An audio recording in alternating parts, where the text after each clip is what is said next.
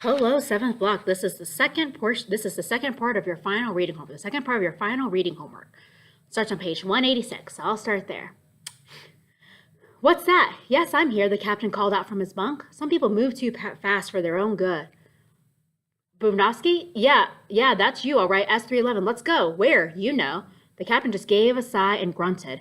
It must have been easier for him to sail his destroyer on a dark night in the stormy sea than it was to break off talking with his friend now and go to that freezing cell. How many days? He asked, and his voice was kind of low. 10. Come on, make it snappy. Just then the orderly started yelling, all out for the night check, all out for the night check. So it meant the warder they'd sent to make the check was in the barracks already.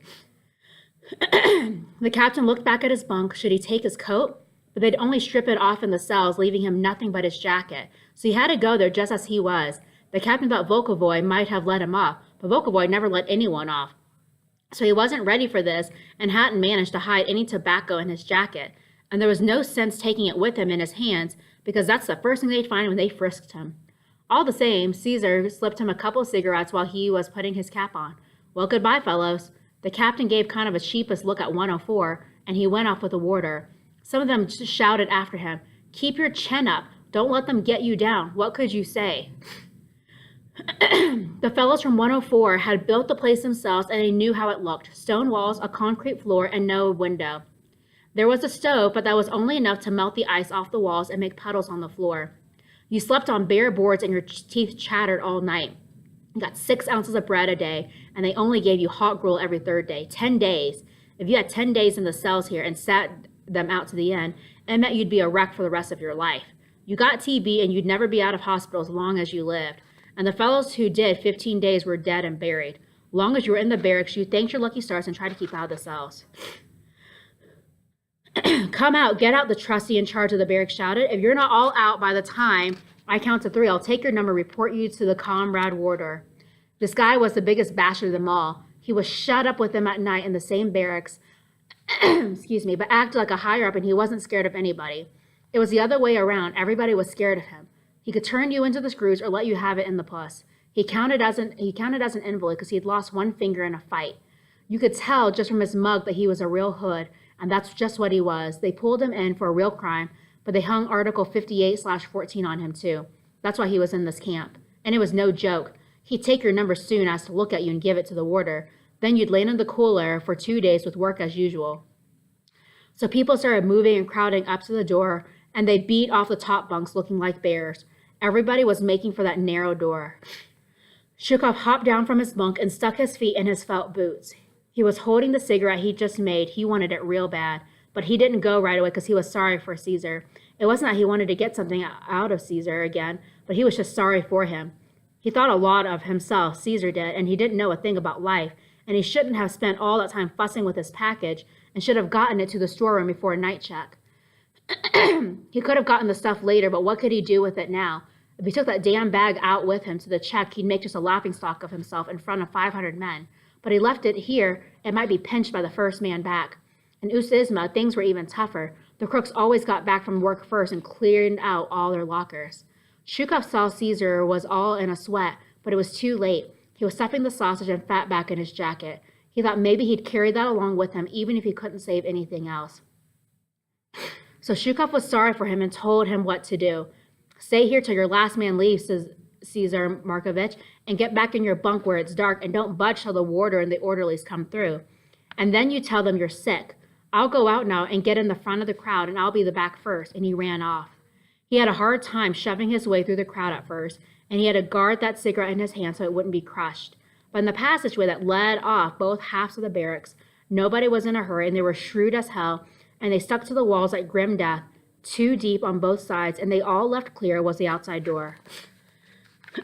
You could only get out of it one at a time, and they didn't mind if any dope wanted to, but most of them liked it better inside. They'd been in the cold all day long, and nobody was that eager to freeze out there for another 10 minutes. If anybody wanted to die, okay, but the rest of them could wait a little. Most times Shukov stuck to the wall too, but now he made straight for the door and turned around and smirked at them. What are you so scared of, you nitwits? Never been out in the cold in Siberia before? Excuse me. Come and warm up the moon like the wolves. Hey, give me a light, fellow. He took a light from somebody and went out on the steps. The wolf's son, that's what they sometimes called the moon where Shukov came from. The moon was real high up right now, a little more than it'd be all the way up. The sky was pale and sort of greenish. The stars were bright, and there weren't many of them. The white snow was glistening, and the walls of the barracks looked all white too, and the lights in the camp didn't even seem strong now. There was a great black crowd of men over by another barracks. They were coming out and lining up, and the same outside that other one too. And there wasn't much talk between barracks. All you could hear was snow crunching under people's boots. 5 men came down the steps of Barracks 9, and another 3. Shukov went in, and with these 3 to make up the next row of 5. It wasn't so bad standing here when you'd eaten a little bread and had a cigarette in your mouth. The tobacco was all right. The Latvian hadn't lied. It had the right strength and it smelled good. More men came straggling out the door, and there were a couple of rows behind Shukov now. The fellows coming out were mad as hell at the guys still hugging the walls in the passageway. They had to stand here and freeze till those bastards came out. The prisoners never got to see a watch or a clock, and what good would it do anyways? They just went by Revel, roll call, the noon meal break, the lights out. But the night check was around 9 o'clock, so it was said, only it never finished at 9. They always kept you hanging around while they double-checked, and sometimes it was more than twice. You never got to bed before 10, and Revel, they said, was at 5 in the morning. No wonder that Moldovan had gone to sleep before the signal to knock off work. If a prisoner found a warm place at any place, he fell asleep right away. They lost so much sleep in the week that they slept like logs in their barracks Sundays. They weren't chased out to work, that is. They were all pouring out the steps now. The trustee and the warder, the mother blank, were kicking them in the blank. Ooh, page 192, just a second. The fellows who'd been first in line outside shouted at them. Thought you were being smart, didn't you, you bastards? Trying to make cream out of shit or something. If you had gotten out here before, we'd be through already. They were all outside now. There were 400 men in a barracks, and that made 80 rows of 5 lined up one after the other. The rows right in front of the barracks kept their lines of 5, but the fellows in back were just bunched up any old way. Line up by 5s, you at the back, the trustees yelled from the steps, but the hell they would, the bastards. Caesar came out of the door all hunched up and doing his best to look sick. There were 2 orderlies from the other half of the barracks behind him, and 2 from their half with some lame fellow. They chased Caesar to the back and lined up in front of all the others, so Shukov was now in the 3rd row of 5. The warder came out on the steps. Line up by 5s, he shouted to men at the back, and he had a strong voice too. Line up by 5s, the trustee bawled too, and his voice was even stronger. But they still didn't line up, the bastards. The trustee shot down the steps and went to the back and bawled them out real good, and he punched some of the guys. But he was careful who did it too. He only hit fellows he knew wouldn't stick up for themselves. They all lined up now, and he went back to the steps, and he and the warder started yelling together. 1, 2, 3. Every row of 5 shot into the barracks when it was called. They were through now for the day. They didn't do another check, that is. Any sheep herder could count better than these dokes. Maybe he didn't have any book learning, but he could herd his sheep and keep count of them. But these bastards couldn't do it, even though they'd been taught how. Last winter, there hadn't been any drying room for their felt boots in this camp, and they had to keep them in the barracks all night. They were chased outside anywhere up to 4 times for a recount, so they didn't bother getting dressed even. They went out with their blankets around them. This year, they put up drying rooms, but they weren't big enough for everyone, so each gang could dry out their boots only 2 nights out of the 3. And now when they had recounts, they'd let you stay inside and just chased you from one half of the barracks to the other. Shukov wasn't the first to get back to the barracks, but he didn't take his eyes off the fellow who was. He ran right over to Caesar's bunk and sat on it. He pulled off his boots, climbed up on another bunk near the stove, and put them on top of it to dry. It was first come, first served here. Then he went back to Caesar's bunk. He sat there with his leg under him and kept one eye on Caesar's package so that no one could pinch it from under the mattress, and his other eye was on the stove so nobody could push their boots off in a rush to put their own there. Hey, you there with the red hair, he shouted to one fellow. Do you want that boot in your mug? Put your own boots up there if you like, but don't touch other people's. The prisoners were pouring back in the barracks. Some fellows in Gang 20 were shouting, hand over your boots for the dryer. They let these fellows go out of the barracks with the boots and then locked it. And then they'd come running back and hammer on the door. Comrade warder, let us in. By then, the warders would be over in HQ doing their bookkeeping on those plywood boards to see if anyone had run away. But Shukov didn't give a damn about all that today. Caesar was coming back now. Thank you, Ivan Denisovich, he said. Shukov nodded at him and jumped up on his own bunk like a squirrel. He could finish off that bread now or smoke another cigarette to go to sleep if he wanted. But Shukov had had a good day. He didn't even feel like sleeping. He felt so great. Making his bed wasn't much trouble. He only had to pull that dark blanket off and flop down on the mattress. He hadn't slept on a sheet since 41, it must have been, when he left home, and he wondered why women bothered so much about sheets. It only meant more washing. Put his head on the pillow stuffed with shavings, tucked his feet in the arm of the jacket, and spread his coat on top of the blanket. And that was what he said, the end of another day. Thank God, he said. It wasn't so bad sleeping here, and he was glad not to be in the cells. Shukov lay down with his head to the window, and Aloshka was on the other side of the bunk with his head the other way, so he got the light from the bulb. He was reading the Gospels again. Aloshka heard Shukov thank the Lord, and he turned to him. Look here, Ivan Denisovich, your soul wants to pray to God, so why don't you let it have its way?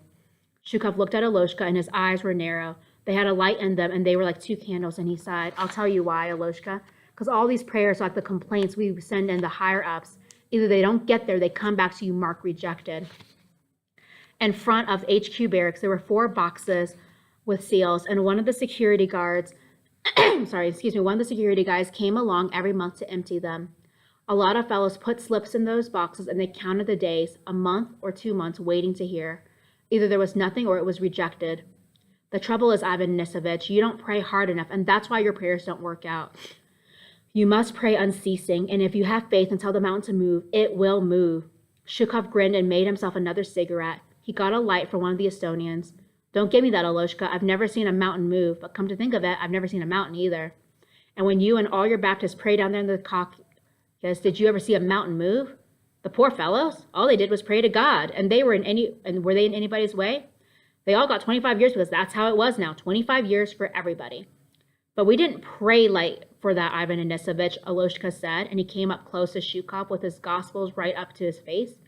The only thing of this earth the Lord ordered us to pray for is our daily bread. Give us this, our daily bread. You mean that ration we get? Aloshka went on, and his eyes said more than his words, and he put his hand on Ivan's hand. Ivan Denisovich, you mustn't pray for somebody to send you a package or for an extra helping of gruel. Things that people set store by are base in the sight of the Lord. You must pray for the things of the Spirit so the Lord will take evil things from our hearts.